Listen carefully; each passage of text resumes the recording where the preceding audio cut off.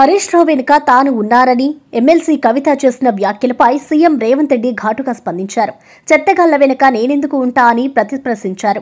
గతంలో ఎదగనివ్వని వాళ్లు ఇప్పుడు పంచాయతీలు పెట్టుకుంటున్నారని, కడపలో కత్తులు పట్టుకుని కౌగిలించుకుంటున్నారని, భవిష్యత్తులో యాసిడ్ దాడులు చేసుకోవచ్చని వ్యాఖ్యానించారు. కుటుంబ పంచాయతీలో జోక్యం చేసుకోవడానికి తనకు సమయం లేదని స్పష్టం చేశారు.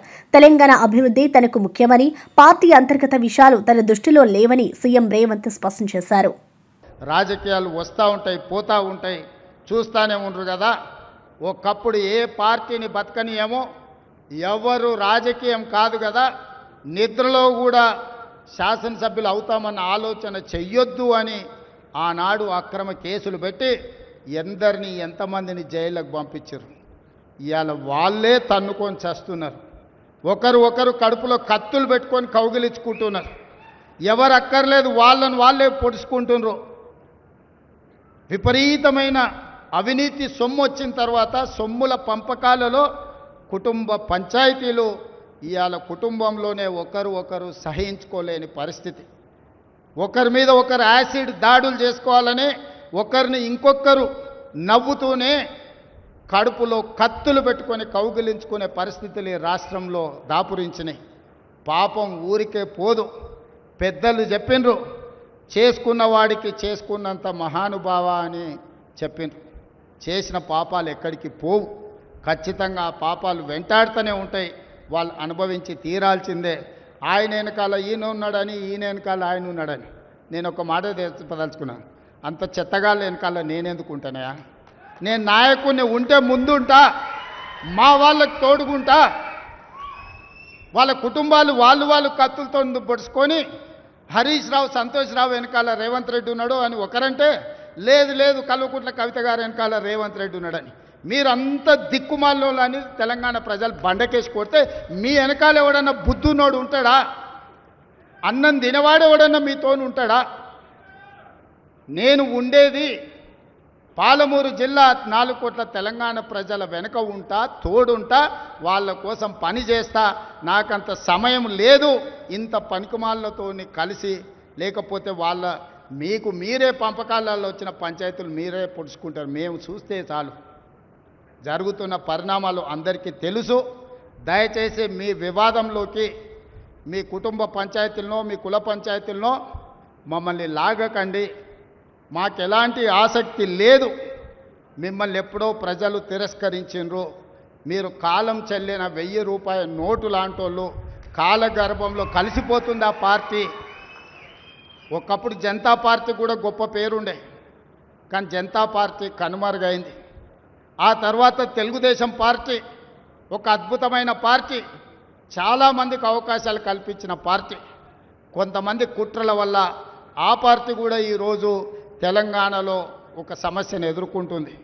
మరి ఇన్ని దుర్మార్గాలు చేసిన మీరు మాత్రం ఎట్లా మనుగడ సాధిస్తారు? ప్రకృతి అనేది ఉంటుంది, ఆ ప్రకృతి శిక్షిస్తుంది. అందులో మనకి ఎవరికి ఏమాత్రం ప్రమేయం లేదు. రాజకీయాల వైపు చూడకండి మిత్రులారా. పాలమూరు జిల్లా ఎమ్మెల్సీ కవిత మరోసారి సంచలన వ్యాఖ్యలు చేశారు.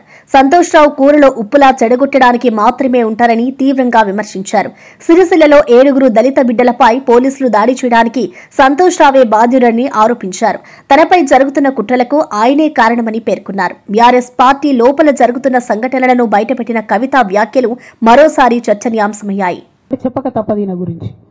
చెప్పులో రాయి చెవులో జోరిగా అంటాం కదా, అట్లాంటి టైపు. కాబట్టి ఖచ్చితంగా చెప్పాలి. విషయం ఏంటంటే, ఈయన ధనదాహం ఎట్లాంటిదంటే సంతోష్ రావు గారిది, రామన్న కాన్స్టిట్యున్సీ, కేటీఆర్ అన్న కాన్స్టిట్యున్సీ నేరెళ్లలో ఇసుకలారి గుద్ది ఒక దళిత బిడ్డ చనిపోతాడు. సరే, దాని మీద పాపం అక్కడ ఆ రోజు అందరు యాజిటేషన్ చేస్తే ఈయన సంతాన అడ్వాంటేజ్ ఏంది? ఇక్కడ కూర్చుంటాడు కదా సార్ దగ్గర, సీఎంఓలకి వెళ్ళి ఫోన్ చేసి అక్కడ ఉన్న పోలీసు వాళ్ళందరినీ ఒత్తిడి పెట్టి 7 దళిత బిడ్డల్ని కొట్టినరండి. 3-4 సార్లు 3rd డిగ్రీ వేస్తే ఇలా 7 కుటుంబాలు కూడా వాళ్ళు ఎందుకు కూడా ఏ పని చేసుకోలేనటువంటి పరిస్థితులలో ఆ దళిత బిడ్డలు ఉన్నారు. అది మొత్తం రాజకీయంగా బ్లేమ్ అంతా రామన్న మీదకి వచ్చింది. ధనదాహమేమో సంతన్నది, నేరం చేసిందేమో సంతన్న, వీడికెళ్ళి ఫోన్లు చేసి ఒత్తిడి చేసి కొట్టిపించిందేమో సంతన్న, చెడ్డ పేరేమో రామన్నకు వస్తుంది. ఈ ఎగ్జాంపుల్ చెప్పడం కోసమే నేను ఈయన గురించి చెప్తున్నా, వేరే ఏం లేదు. ఇక సరే టానిక్ వీనిక్ ఈ వీటిలో వచ్చిన కేసులు ఏమవుతాయి? రేవంత్ రెడ్డి గారు ఆర్భాటంగా ఒక అనౌన్స్మెంట్ చేశారు. నేను ఇంతకుముందు చెప్పిన కదా మ్యాచ్ ఫిక్సింగ్ ఎట్లుంటుందంటే 1 డే న్యూస్ అవుతుంది, టానిక్లో ఈయన మీద కేసు పెట్టిరని. 3వ రోజు పోలీసు వాళ్ళు ఎఫ్ఐఆర్ కొట్టేసారు. అది మీరు ఇంకా కనుక్కోండి. కాజ్ చేసేసారు, కేసు మూసేసారు. ఏం అండర్స్టాండింగ్ ఉంది, ఎందుకు మూసేసారు? At the same time Harithaharam, తెలంగాణకు హరితహారం అని పెద్దలు కేసీఆర్ గారు పెద్ద కళతోని 230 కోట్లు అక్కడ గోబీ డెజర్ట్ల వాళ్ళు చెట్లు పెట్టి చైనాను కాపాడుకున్నారు. మనం అదే స్థాయిలో తెలంగాణను బాగు చేసుకోవాలని పెద్దసారి హరితహారం అని పెడితే ఈయన దాంట్లో నకిలీ ప్రోగ్రామ్ గ్రీన్ ఇండియా ఛాలెంజ్ అని పెడతాడు. తెల్లారులేస్తే సినిమా వాళ్ళని తీసుకురావాలి, రోజు ఒక ఫోటో వేసుకోవాలి. దాని వెనుక ఉన్న కుట్ర ఏంటంటే జీవో అమెండ్మెంట్ అవుతుంది సంతోష్ గారి గురించి. ఆ ఫారెస్ట్లను 10% ఇన్కమ్ ఎవరన్నా ఇస్తే అమ్యూజ్మెంట్ పార్క్లకు ఇస్తారన్నట్టు. దానికోసం జీవో అమెండ్ అవుతుంది. దానికి ప్రభాస్ గారిని, చిరంజీవి గారిని, అనేక మంది సినిమా స్టార్లను మోసం చేసి వాళ్ళని తీసుకుపోయి వాళ్ళతో ఫోటోలకు పోజులు ఇప్పించి ఫారెస్ట్లను కొట్టేయాలని ప్లాన్ అయినది. ఇక ఈయనకి 2-3 మనుషులు ఉంటారు సంతనకి. ఆయన పోచంపల్లి శ్రీనివాస్ రెడ్డి అని ఎమ్మెల్యే. ఇది నాకు విషయం ఎవరు చెప్పారంటే మన పల్లరాజేశ్వరరెడ్డి అన్ననే చెప్పిండు. మీకు ఏమైనా డౌట్లు ఉంటే ఆయన అడగొచ్చు. ఈ పోచంపల్లి శ్రీనివాస్ రెడ్డి అనేట ఆయన వరికోల్ అనే ఊరు, సామాన్య కుటుంబం, మధ్యతరగతి కుటుంబం. ఇవాళ అక్కడ ఆయన శ్రీమంతుడు అని పిలుస్తారు పోచంపల్లి శ్రీనివాసరెడ్డి గారిని. ఇక్కడ నాకు పల్లరాజేశ్వరరెడ్డి గారు చెప్పిన సమాచారం ప్రకారం మోకిల్లాలో మెగా శ్రీనివాసరెడ్డి, మెగా కంపెనీ ఉంది కదా, ఈ కాళేశ్వరంలో అవినీతి చేసిన మెగా కంపెనీ ప్లస్ పోచంపల్లి శ్రీనివాసరెడ్డి గారు కలిసి 750 కోట్ల విల్లా ప్రాజెక్ట్ చేస్తున్నారు మోకిల్లాల. ఏడుకేళ్ళు వచ్చినాయి అవి, అవినీతి డబ్బులు కాదా? ఎట్లా వస్తాయి? ఎవరైనా who is this Pochampalli Srinivasa Reddy? Santosh Rao classmate. అది తప్ప ఆయనకున్న అర్హత ఏం లేదు. ఆయనకి ఎమ్మెల్సీ వస్తుంది, కాంట్రాక్ట్లు వస్తాయి, ఇంకేందో వస్తాయి. అట్లనే నవీన్ రావు అని ఇంకొక ఎమ్మెల్సీ ఉంటాడు. ఆయన డైరెక్ట్గా మా ముఖం పట్టుకొని అందరి ముంగట అంటాడు, నాకు ఎమ్మెల్సీ ఇచ్చింది కేసీఆర్ గారైనా నాకు దేవుడు సంతోష్ అంటాడు ఆయన. నిన్న మొన్న వాళ్ళ ఫాదర్ని పట్టుకున్నారు పేకాటల. ఏమైంది కేసు? ఆల్రెడీ నవీన్ రావు గారు పోయి మన ముఖ్యమంత్రి గారు కాళ్ళు పట్టుకున్నట్టుగా తెలిసింది. వాళ్ళ తండ్రిని విడిచిపెట్టారు, ఈయన మీద భూ కబ్జా కేసులు ఉంటే అవి విడిచిపెట్టారు. అంటే ఓ పక్క సంతోష్ రావు గ్యాంగు, ఇంకో పక్క హరీష్ రావు గ్యాంగు 100కు 100% రేవంత్ రెడ్డి గారితో. నంద్యాల ఎమ్మెల్యే భూమా అఖిలప్రియ యూరియా సమస్యలపై స్పందించారు. రైతులు ఆందోళన చెందవలసిన అవసరం లేదని, 2 రోజుల్లో యూరియా సొసైటీలు, ఆర్ఎస్కే కేంద్రాల్లో అందుబాటులోకి వస్తుందని కలెక్టర్ హామీ ఇచ్చారని తెలిపారు. యూరియా బ్లాక్ మార్కెట్కు తరలిస్తే కఠిన చర్యలు తప్పవని హెచ్చరించారు. రైతుల వద్ద నుండి పలు ఫిర్యాదులు వచ్చినందున కలెక్టర్తో ఇప్పటికే సమావేశం నిర్వహించినట్లు తెలిపారు. యూరియా అందుబాటులోకి రావడంతో రైతులు ఇబ్బందులు తొలగుతాయని అఖిలప్రియ ధైర్యం చెప్పారు. చేసి ప్రజల జీవితాలతో ఆడుకోవడం జరిగింది. ఆలగడ్డ కూడా చాలా సందర్భాల్లో మరి మేము కూడా ప్రతిపక్షంలో ఉన్నప్పుడు ఆలగడ్డలో జరిగిన అవినీతి కావచ్చు, అక్రమాలు కావచ్చు, తప్పుడు కేసుల గురించి కావచ్చు, ఎన్నో రకాలుగా పోరాటాలు చేయడం జరిగింది. అధికారంలోకి వచ్చిన తర్వాత ఎన్నో సమస్యలు తీర్చడానికి అటు మంత్రులు కావచ్చు, ముఖ్యమంత్రి కావచ్చు, లేకపోతే కేంద్రం నుంచి కూడా సపోర్ట్ తీసుకొని ఆలగడ్డకి నిధులు ఎట్లా తీసుకురావాలి, ఏ విధంగా ఆలగడ్డని అభివృద్ధి చేయాలనే విషయంలో మేము కూడా ఎప్పటికప్పుడు చర్చలు చేయడం జరుగుతుంది. ఇప్పటికే చాలా వరకు సీఎం రిలీఫ్ ఫండ్స్ కావచ్చు, లేకపోతే రోడ్స్ కావచ్చు, డ్రైన్స్ కావచ్చు, కొత్త ఇల్లు కావచ్చు, ఇట్లా ఎన్నో కార్యక్రమాలు చేయడానికి మేము కూడా ప్రజలకి అందుబాటులో ఉండడం జరుగుతుంది. కానీ నేను అందుబాటు లేని సందర్భంలో ప్రజలు ఇంటికాడికి వచ్చి వాళ్ళ సమస్యలు చెప్పుకోలేని పరిస్థితి ఉండకూడదని చెప్పి ఒక నిర్ణయం తీసుకోవడం జరిగింది. ఈరోజు ఏదైతే గతంలో ఆస్క్ అఖిల అనే ఒక ప్రోగ్రాంతో మరి ప్రజలకి, ముఖ్యంగా యువతకి దగ్గరయ్యి వాళ్ళ ఆలోచన విధానం కావచ్చు, వాళ్ళ సమస్యలు కావచ్చు, వాళ్ళు అడిగి ఆ ఆస్క్ అఖిల అనే ప్రోగ్రాము యువతలో చాలా బాగా సక్సెస్ అయిందని చాలామంది యువతకు సంబంధించిన స్టూడెంట్స్ మాకు చెప్పడం జరిగింది. సో దాన్ని స్ఫూర్తిగా తీసుకొని ఈరోజు చంద్రబాబు నాయుడు గారు కావచ్చు, లోకేష్ అన్న కావచ్చు, పవన్ కళ్యాణ్ గారు కావచ్చు, ఎంత కష్టపడుతున్నారో, అందుబాటులో వాళ్ళు లేకపోయినా ఏ విధంగా పనులు చేయడానికి వాట్సాప్ గవర్నెన్స్ పెట్టి కూడా ప్రజలకు ఏ విధంగా దగ్గరైనారనేది మనం అందరం కూడా చూడడం జరుగుతుంది. సో ఆలగడ్డలో కూడా అటువంటి సమస్యలు నేను లేనప్పుడు ఎవరు ఇంటికాడికి వచ్చి వెనక్కి వెళ్ళిపోకూడదు, వాళ్ళు ఇంట్లలో కూర్చొనైనా సరే వాళ్ళ సమస్యలు నాకు చెప్పుకోవడానికి ఒక ప్లాట్ఫామ్, ఒక అవకాశం ఇవ్వడానికి ఒక కార్యక్రమం ఈరోజు పెట్టడం జరిగింది. ఒక ఫోన్ నంబరు అందరికీ అందుబాటులో వచ్చేటట్టుగా 4వ తారీఖు నుంచి నిన్న లాంచ్ చేయడం జరిగింది. 1వ తారీఖు నిన్న లాంచ్ చేయడం జరిగింది. 4వ తారీఖు నుంచి మరి ఈ నంబరు యూజ్లో వస్తుంది, ఈ నంబరు స్టార్ట్ అవ్వడం జరుగుతుంది. సో మీరు ఎక్కడైనా సరే ఆలగడ్డలో మీ ఇంటి దగ్గర ఏదైనా సమస్య ఉన్నా, ఇంటి దగ్గర ఏదైనా రోడ్డు బాగాలేకపోయినా, కాలువ బాగాలేకపోయినా, మీ ఇంట్లో ఏదైనా సమస్య ఉన్నా, లేకపోతే ప్రభుత్వం తరపు నుంచి మీకు రావాల్సిన పథకాలు ఏమైనా రాకపోయినా, మీరు ఏదైనా నాకు ఏదైనా చెప్పుకోవాలన్నా, మీరు నా ఇంటి వరకు వచ్చి చెప్పుకోలేనివి ఏమైనా ఉన్నా కూడా మీరు ఇది నా పర్సనల్, మీరు మెసేజ్ రూపంలో కావచ్చు, వాట్సాప్ రూపంలో కావచ్చు, లేదా ఫోన్ చేసి కానీ మీరు చెప్పిన 5 నిమిషాలకే అది నా దృష్టికి రావడం జరుగుతుంది. వెంటనే మా టీం, అంటే అటు అధికారులు కావచ్చు, లేకపోతే తెలుగుదేశం పార్టీ కార్యకర్తలు కావచ్చు, నా ఆఫీస్ నుంచే కాదు, నా దగ్గర నుంచి కూడా మీకు ఒక మెసేజ్ మళ్ళీ రిప్లై వచ్చి ఇది మా దృష్టిలో వచ్చింది, వెంటనే తీర్చే పని అయితే వెంటనే తీర్చడం జరుగుతుంది. మీకు వారం రోజుల పని అవుతుందంటే వారం రోజులు టైం పడుతుందని చెప్పి కూడా మీకు స్పష్టంగా మీ సమస్య ఏంటనేది కూడా మేము తెలుసుకునే దానికి రిప్లై కూడా ఇవ్వడం జరుగుతుంది. సో దీనివల్ల ఆలగడ్డలో అఖిలప్రియ గారి ఇంటికి వెళ్తేనే పనులు అవుతాయనేది కాకుండా మాజీ మంత్రి మల్లారెడ్డి ముఖ్యమైన వ్యాఖ్యలు చేశారు. కేసీఆర్ కు తన కూతురు కవిత కంటే పార్టీ ముఖ్యమని స్పష్టం చేశారు. పార్టీని కాపాడడమే ప్రాధాన్యం కాబట్టి కవితపై చర్యలు తీసుకున్నారని అభిప్రాయపడ్డారు. పార్టీకి వ్యతిరేకంగా వ్యవహరించేవారిని క్షమించబోమని, క్రమశిక్షణకు విరుద్ధంగా వ్యవహరించే వారిపై చర్యలు తప్పనిసరి అవుతాయని పేర్కొన్నారు. ఆయన వ్యాఖ్యలు రాజకీయ వర్గాల్లో చర్చనీయాంశమయ్యాయి. అలాంటి మనిషి బిడ్డే కొడుకు, ఆయనకు ప్రజలు ఇంపార్టెంట్, తెలంగాణ ఇంపార్టెంట్, బిడ్డే కొడుకు కాదు. కాబట్టి ఆయన దేనికైనా తెగిస్తాడు. అలాంటి మనిషి మనకు దొరకడమే, కేసీఆర్ లాంటి దొరకడమే మన అదృష్టం. అరే కాళేశ్వరం లేదు, ఏం లేదయా. నువ్వు 3 లక్షల మెట్రిక్ టన్నుల ధాన్యం పండించిన ఘనత కేసీఆర్ దయా. వీళ్ళేంది అంతా 3D సినిమా లెక్క డ్రామాలు ఆడుకుంటా కాళేశ్వరం అని, కూలిపోయిందని, అదని, ఇదంతా బక్వాసయా. ఏంది అది? కేసీఆర్ అంటే ఓ చరిత్ర, ఒక హిస్టరీ. భారతదేశంలో తెలంగాణలో ఒక ఆదర్శ రాష్ట్రంగా తీసుకుపోయిండు. ప్రపంచం అంతా ఎదురు చూసింది కేటీఆర్ కోసం, కేసీఆర్ కోసం. అలాంటి మనుషులను పట్టుకొని కాళేశ్వరం అని, కేసు అని, సిబిఐ అని, ఏంటది? అది కరెక్ట్ కాదు.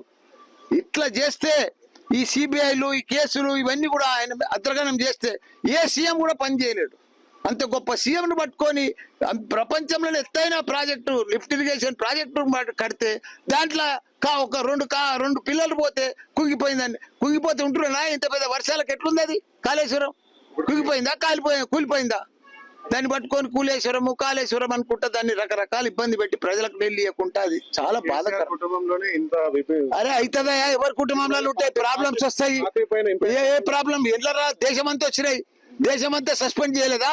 వాళ్ళ బిడ్డలను, వాళ్ళ తమ్ములను, వాళ్ళ కాకాయలను, వాళ్ళ బామ్మర్దులను, దేశం అంతా అయింది. ఇది కొత్తగానా సస్పెండ్ చేసేది? ఎవరైనా పార్టీకి ధిక్కరిస్తే సస్పెండ్ చేస్తారు. చూసుకుంటే కూర్చుంటారా ఏంది? పార్టీ అరే సొంత కూతురు ఉండనని ఎవరైనా ఉండనయా? అరే చేస్తారయా, అందుకే కదా సస్పెండ్ చేసింది. ఏపీ మంత్రి నారా లోకేష్ అమరావతిలో పర్యటించారు. తుళ్లూరు, పెద్దపరిమి మధ్య పొట్టి శ్రీరాములు కాంస్య విగ్రహానికి శంకుస్థాపన చేశారు. ఈ సందర్భంగా ఆయన ప్రాంతీయ ప్రజలతో మాట్లాడి వారి సమస్యలను తెలుసుకున్నారు. రాష్ట్ర అభివృద్ధికి కట్టుబడి ఉన్నామని, అమరావతి రాజధాని ప్రాజెక్టులను వేగంగా పూర్తి చేస్తామని హామీ ఇచ్చారు. లోకేష్ పర్యటనకు స్థానికులు అధిక సంఖ్యలో హాజరయ్యారు.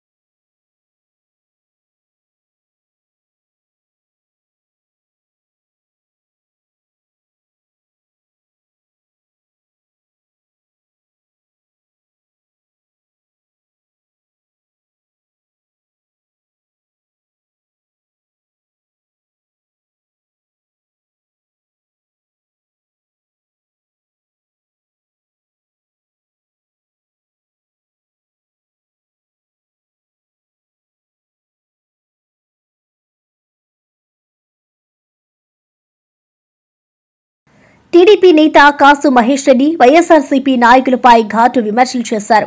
కర్రలతో వస్తే గొడ్డలతో వస్తారని, వీధి వీధిలో పరిగెత్తించి కొడతామని తీవ్ర హెచ్చరిక చేశారు. వైఎస్ఆర్సీపీ నాయకులు తెగేస్తే టీడీపీ క్యాడర్ తట్టుకోలేరని ఆయన వ్యాఖ్యానించారు. ఈ వ్యాఖ్యలు జిల్లా రాజకీయాల్లో ఉద్రిక్తతలకు దారితీశాయి.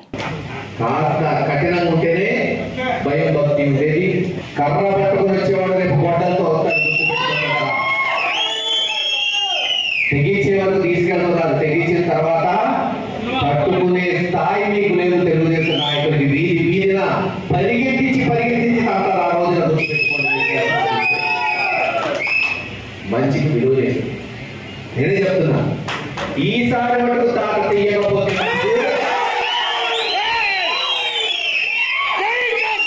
వాళ్ళు మనమైతే గ్రామం దాటించారు. గుర్తుపెట్టుకోండి, రేపు రాష్ట్రం మాజీ మంత్రి కాకాని గోవర్ధన్ రెడ్డి ప్రభుత్వం రైతుల సమస్యలను పట్టించుకోవడం లేదని విమర్శించారు. ఈ నెల 9వ తేదీన ప్రతి ఆర్డీఓ కార్యాలయం వద్ద నిరసనలు చేపడతామని తెలిపారు. యూరియాకు సంబంధించి ఫిర్యాదులు చేసిన రైతులను అరెస్టు చేయడం దారుణమని విమర్శించారు. రైతులు లైన్లో ఉంటే తప్పేంటి అని వ్యవసాయ శాఖ మంత్రి అచ్చెన్నాయుడు చేసిన వ్యాఖ్యలపై ఆగ్రహం వ్యక్తం చేశారు. రైతుల సమస్యలను అణిచివేయడానికి అరెస్టులను ఉపయోగిస్తున్నారని ఆరోపించారు. రైతులు ఎదుర్కొంటున్నటువంటి యూరియా దగ్గర నుంచి, గిట్టుబాటు ధరల దగ్గర నుంచి, అదేవిధంగా అకాల వర్షాలు పడి పంట నష్టం కానీ, వర్షాభావంతో పంట నష్టాలు కానీ, వాళ్ళకి సంబంధించినటువంటి నష్టపరిహారం కానీ, అర్హులైనటువంటి వాళ్ళకి అన్నదాత సుఖీభవ ఇవ్వకుండా పోవడం కానీ, వీటన్నిటి మీద నిరసన వ్యక్తం చేసి వెంటనే ప్రభుత్వ దృష్టికి తీసుకువెళ్ళడానికి ప్రతి ఆర్డీఓ కార్యాలయం ముందు నిరసన కార్యక్రమాన్ని నిర్వహించి ఆర్డీఓలకు వినతి పత్రం ఇవ్వాలి ఈ నెల 9వ తేదీ అని చెప్పి వైఎస్ఆర్ కాంగ్రెస్ పార్టీ ఈరోజు దానికి సంబంధించి ఒక నిర్ణయం తీసుకోవడం జరిగింది. ఈ నిర్ణయం ఎప్పుడైతే ప్రకటించామో, మేము ఏ విధంగా అయితే రాష్ట్రంలో ప్రజలకు సంబంధించి, రైతులకు సంబంధించి, రైతుల ఇబ్బందులకు సంబంధించి నిరసన చేయాలి, పోరాటాలు చేయాలనేటువంటి నిర్ణయం తీసుకున్న వెంటనే చంద్రబాబు నాయుడులో హడావిడి మొదలైంది. మామూలుగా చంద్రబాబు నాయుడు ప్రాధాన్యత ఏంటంటే ప్రజలకు అవసరమైనటువంటి పనులు గుర్తించి చేయడం కాదు. ప్రతిపక్షం ఏదైనా సరే గళం విప్పితే వెంటనే దాన్ని అణగదొక్కడానికి చేసేటువంటి ప్రయత్నమే చంద్రబాబు నాయుడికి ప్రాధాన్యత. అందులో భాగంగా ఈరోజు చంద్రబాబు నాయుడు నిన్న సోమవారం రోజు, మొన్నటి రోజు కొంతమంది వెళ్ళి మేము గ్రీవెన్స్ డేలో అర్జీలు ఇచ్చుకుంటాం, మాకు యూరియాకు సంబంధించినటువంటి సమస్యలు ఉన్నాయంటే రైతులను ఎక్కడికక్కడ అరెస్ట్ చేయడం జరిగింది, నిలువరించడం జరిగింది, నిరోధించడం జరిగింది, అడ్డగించడం జరిగింది. ఈరోజు ఏ రోజు వైఎస్ఆర్సీపీ పోరాటం చేయడానికి ప్రయత్నించినా, ప్రతిపక్షం గొంతు గళమిప్పడానికి ప్రయత్నం చేసినా, దాన్ని డైవర్ట్ చేయడానికి ఏదో ఒక సిల్లీ గేమ్ అనేటువంటిది చంద్రబాబు నాయుడుకి అలవాటైపోయింది.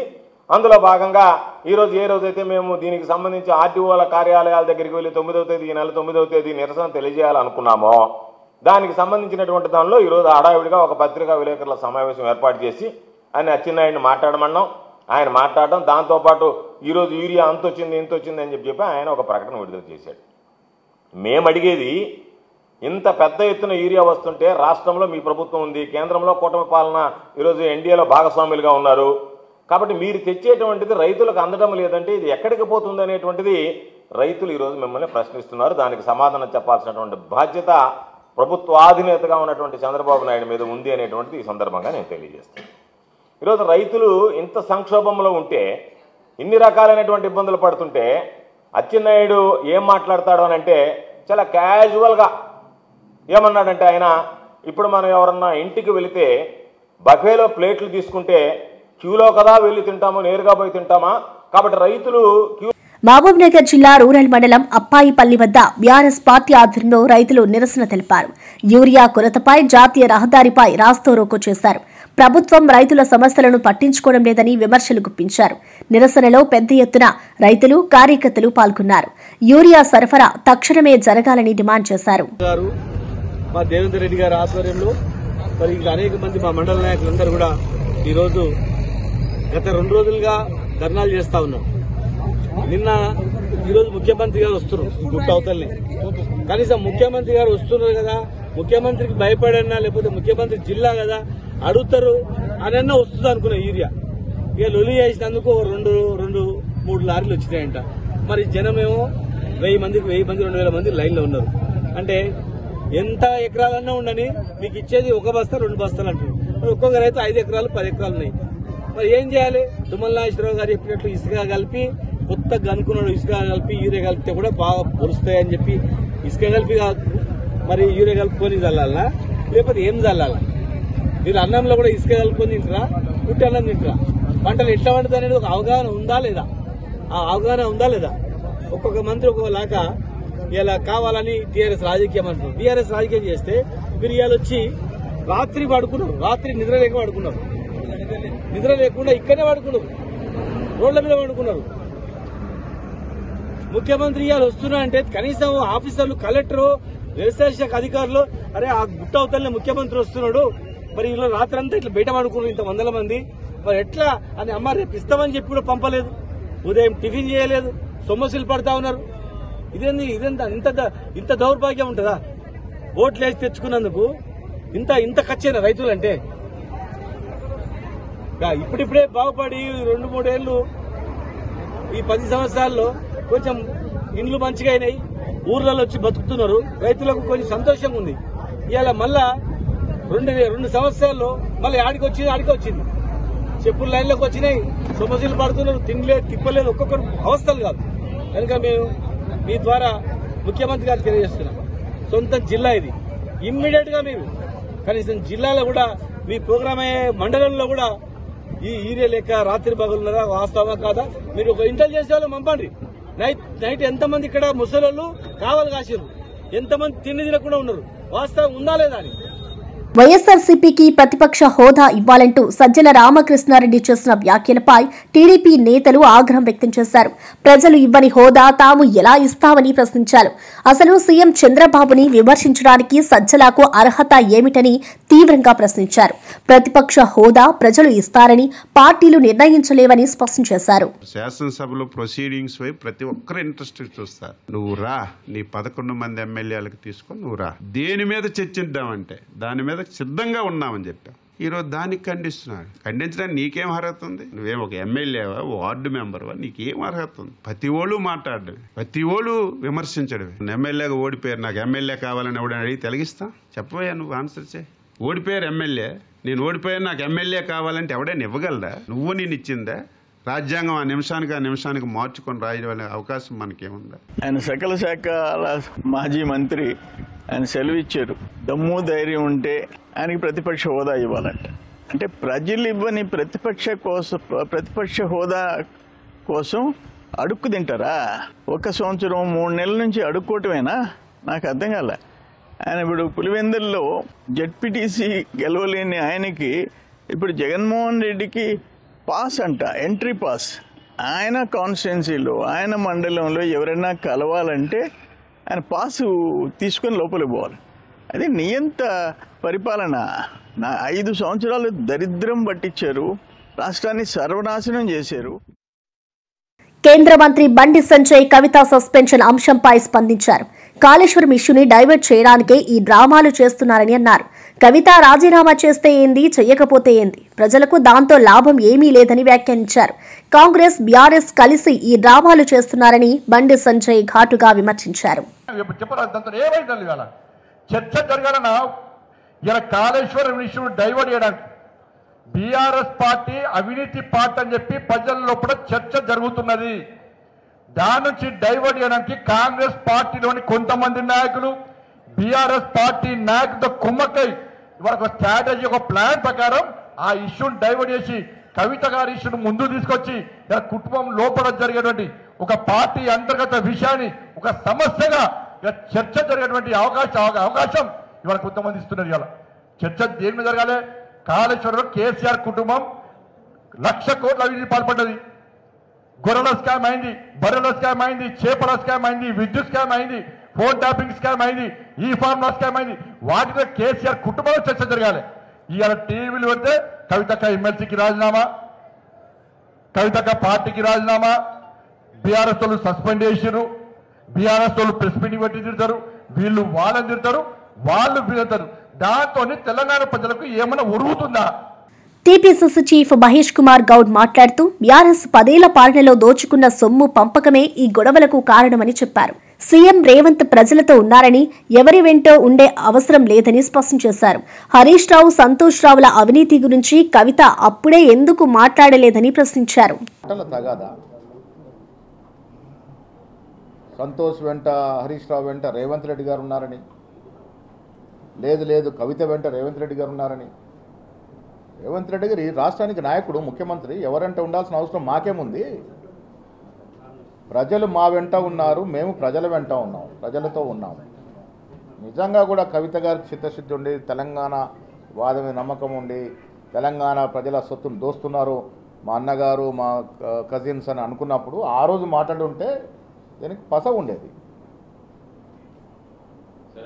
దోచుకొని పంచుకున్నంత పంచుకొని ఇవాళ మాట్లాడితే ఎవరు నమ్ముతారు? బీజేపీ ఎంపీ రఘునందన్ రావు మాట్లాడుతూ టాస్క్ ఫోర్స్ డీసీపీగా ఉన్న సందీప్ రావు తనపై కుట్రలు చేసినప్పుడు కవిత ఎందుకు మౌనం వహించారో ప్రశ్నించారు. సంతోష్ రావుకు బంధువు అయిన సందీప్ పేరు కవిత ప్రస్తావించలేదని విమర్శించారు. అన్ని స్కామ్లు బయట పెట్టాలని కవితను డిమాండ్ చేశారు. సూపర్ కాపీనా టెలిఫోన్ ట్యాపింగ్లో కానీ, పైసలు పట్టుకోవడంలో కానీ ఇప్పటిదాకా పేరు ఎవరు మాట్లాడలేదు. కానీ వారి పేరు సందీప్ రావు. వారు అప్పుడు టాస్క్ ఫోర్స్ డీసీపీగా ఉన్నారు. నార్సింగ్ ఏరియా, నేనుండే ఇంటి ఏరియాకి టాస్క్ ఫోర్స్ డీసీపీగా ఉన్నారు సందీప్ రావు గారు. వీరి నాయకత్వంలో ఒక 3-4 సిఐల్ని పెట్టుకొని మా ఇంటి చుట్టూ వాచ్ పెట్టి మమ్మల్ని నానా యాగి చేసి టార్చర్ పెట్టినటువంటి పెద్దలు కూడా సందీప్ రావు గారు. ఇట్లా మీరు పోలీసులను అడ్డం పెట్టుకొని చేసిన మంచి పనులు చెప్తుందేమో కవిత అని నేను అనుకున్నా. టెలిఫోన్ ట్యాపింగ్లో ఏమేమి జరిగింది, ఎవరెవరి పైసలు ఎట్లా గుంజుకొచ్చినాం, లేకపోతే ఎమ్మెల్సీ వెంకటరామరెడ్డి గారు ఏం చేస్తూ ఉన్నారు, వారికి ఎట్లా జీవోలు మార్చిర్రు, ఏమేమి చేసిరు, ఇవన్నీ ఇంకా చాలా విషయాలు మాట్లాడాల్సింది కవిత. మీరు మాట్లాడేవన్నీ అన్ని ప్రజలకు తెలిసిన విషయాలే మాట్లాడారు, కొత్త ఏం మాట్లాడలేదు. మీరు ఇంకా ఏదో మళ్ళీ పార్టీలకు పోదామా వెనుక పోదామా అని ఊగిసలాడుతున్నట్టు కనబడుతుంది తప్ప ఇంకా మీరు నిజాలు మాట్లాడితే ఇంకా చాలా మాట్లాడాలి కదా. మేము ఇవన్నీ మాట్లాడినాయి కదా. బీజేపీ ఎంపీ రఘునందన్ రావు పార్లమెంటులో తెలంగాణ అప్పులపై అడిగిన ప్రశ్నకు కేసీఆర్ 10 ఏళ్ల పాలనలో 2.80 లక్షల కోట్లు అప్పు చెప్పారని కేటీఆర్ తెలిపారు. అయితే కాంగ్రెస్ నేతలు 6 లక్షల కోట్లు, 7 లక్షల కోట్లు అని అబద్దాలు చెబుతున్నారని విమర్శించారు. సిగ్గు లేకుండా సంఖ్యలు మార్చి చెబుతున్నారని ఆరోపించారు. ఏమని అసలు తెలంగాణలో అప్పులు ఎంత అని కేంద్ర ప్రభుత్వాన్ని అడిగినాడు. కేంద్ర ప్రభుత్వం కుండబద్దలు కొట్టినట్టు చెప్పింది. మొత్తం లెక్కలు controller and auditor general, finance department వాళ్ళందరిని అడిగి తీసుకొని కుండబద్దలు కొట్టినట్టు చెప్పింది. 10 ఏళ్లలో కేసీఆర్ ప్రభుత్వం చేసిన అప్పు, వదిలిపెట్టిపోయిన అప్పు 3.5 లక్షల కోట్లు. అందులో కేసీఆర్ గారు రాకంటే ముందే 72,000 ఉంది. ఆయన వచ్చినాక 2,80,000 కోట్ల అప్పు చేసినాడు. ఇది మాత్రమే అప్పు అంటూ మన కేంద్ర ప్రభుత్వం స్పష్టంగా పార్లమెంట్లో చెప్పింది. అయినా సిగ్గు లేదు. కేంద్ర ప్రభుత్వం పార్లమెంట్లో చెప్పిన సిగ్గు ఎంత మాత్రం లేదు కాంగ్రెస్ వాళ్ళకి. ఒకడు 6 లక్షలు అంటాడు, ఇంకొకటి 7 లక్షలు అంటాడు, ఇంకోటి 8 లక్షలు. ఎవడికి నోటికి ఎంత వస్తే అంత, ఎంత వస్తే ఎంత తోస్తే ఎక్కడ ఉంటే అక్కడ నోటికి ఎంత వస్తే అంత మాట్లాడుతూ ఉన్నారు. ఆధారం ఏంది, ప్రామాణికమైంది, పత్రం ఏంటంటే ఎవరి దగ్గర ఏం లేదు. నోటికి ఎంత వస్తే అంత మాట్లాడాలా, అదరగొట్టాలా, ఉపన్యాసాలు ఇవ్వాలా, మీడియాను మేనేజ్మెంట్ చేసుకోవాలా, ప్రజల్ని మోసం చేయాలా, మళ్ళీ ఇటుగా వ్యవహారం నడిపిస్తూ ఉండాలా.